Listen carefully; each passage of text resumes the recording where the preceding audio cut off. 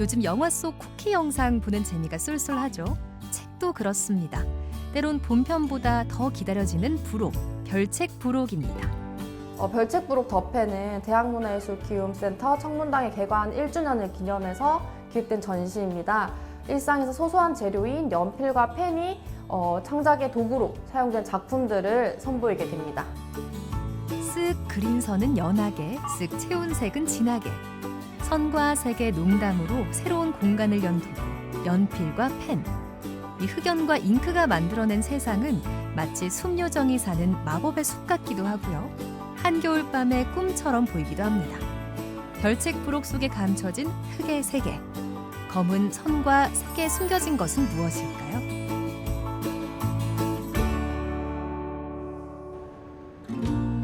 (12월 24일) 크리스마스 이브.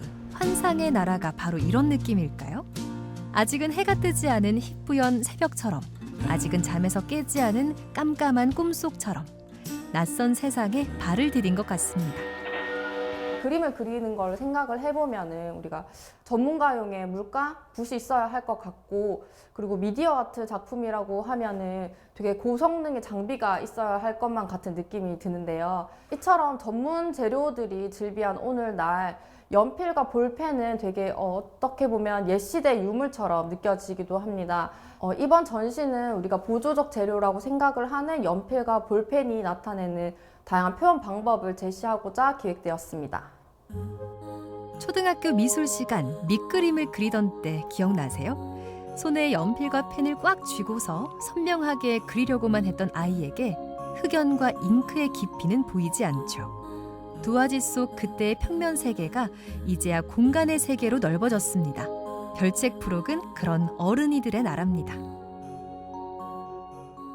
연필과 펜은 우리가 어릴 때부터 능숙하게 사용했던 도구 중 하나입니다. 낙서를 하고 글씨를 쓰면서부터 익숙하게 사용했던 필기구이기 때문에 누구나 조금만 시도를 해본다면 작은 드로잉쯤은 쉽게 그릴 수 있을 거라 생각되는데요. 이번 전시를 통해서 관람객께서는 일상적 도구인 연필과 볼펜의 다양한 확장적 시도를 체험해 보시고 시각적으로 감상하셨으면 좋겠습니다. 연필과 펜으로 그려내는 것에는 다양한 방법이 있습니다. 4명의 작가는 각자 자신만의 스타일로 담아냈는데요.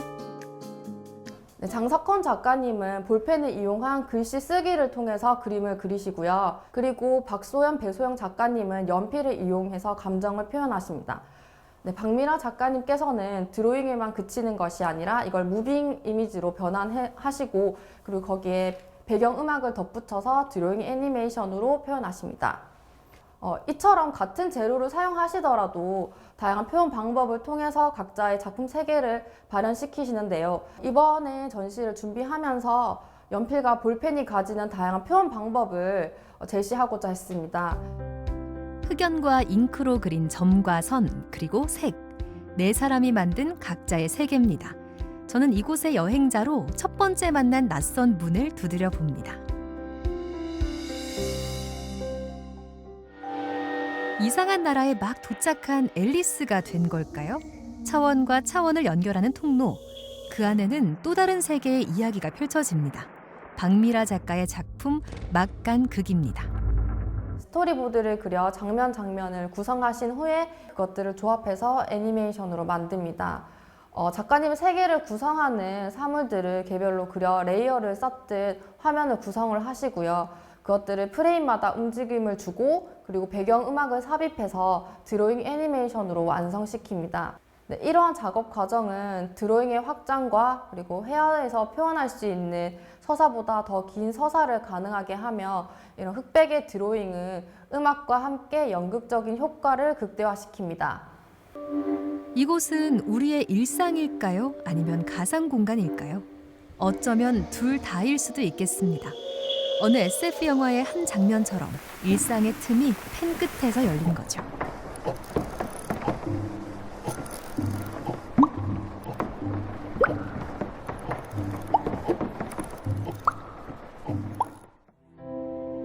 무언가 조각조각으로 이루어진 작품들, 마치 기억의 파편 같기도 하고 추억의 단편 같기도 합니다. 이 도화지 조각을 모으면 무엇이 만들어질까요? 그 어떤 것으로도 정의할 수 없는 사람의 감정입니다. 드로잉 시리즈 0은 할아버지의 임종을 겪으면서 혹독하게 몰아친 감정들을 표현한 드로잉으로 총 57점으로 구성되어 있습니다. 네, 이런 모호한 화면은 할아버지가 돌아가시기 몇 년 전부터 앓으셨던 치매로 인해 잃어가는 기억 같기도 하고, 점차 할아버지에 대한 기억이 흐릿해져가는 작가님이 그것들을 붙잡고 싶어하는 마음 같기도 합니다. 판도라의 상자와 같은 두 번째 문. 당신은 그 기억의 문을 열겠습니까?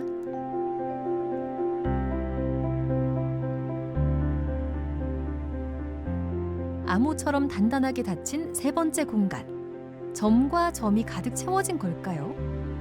놀랍게도 그 면면을 자세히 살펴보면 글씨가 빼곡하게 쓰여 있습니다. 장석헌 작가의 작품인데요. 네, 작가가 일상에서 맞닥뜨리는 관심사와 단어들을 써 내려가는데요. 네, 이는 타의적인 환경 속에서 습득한 것들로 나를 구성을 하지만 그것들로 인해 결국 나는 사라지는 상태를 노동 집약적인 글쓰기로 표현하셨습니다. 문자는 정보를 전달하거나 보급하는 기호 체계이지만 장석헌 작가의 작품에서는 회화적인 요소로 작용을 하며 새로운 시도를 하는 것들을 보실 수 있겠습니다. 나가 되기도 하고 남이 되기도 하는 작가의 자화상. 글씨로 그려진 자화상에서 진정한 나는 어디에 쓰여 있을까요? 헝클어진 채 서로 엉켜있는 나무, 척박한 땅에 굵은 뿌리를 내린 나무, 회색빛 운무 가운데 선 나무들은 마치 사람을 닮은 듯합니다. 오로지 연필만으로 그려낸 회화, 배소영 작가의 작품입니다. 다른 재료에 비해서 접근성도 편하고 표현력이 다양하다고 생각해서 연필을 선택하게 되었고요. 작업이 제가 섬세한 작업도 있고 연약함을 좀 주로 표현을 하고 있어서 그런 것들을 연필을 사용하면 잘 표현할 수 있겠다고 생각을 해서 연필을 재료로 선택을 했습니다. 신체의 감각에서부터 심장의 감정까지 풀어낸 작가. 사람이라는 존재 자체를 자연에서 그리고 나무에서 바라봤습니다.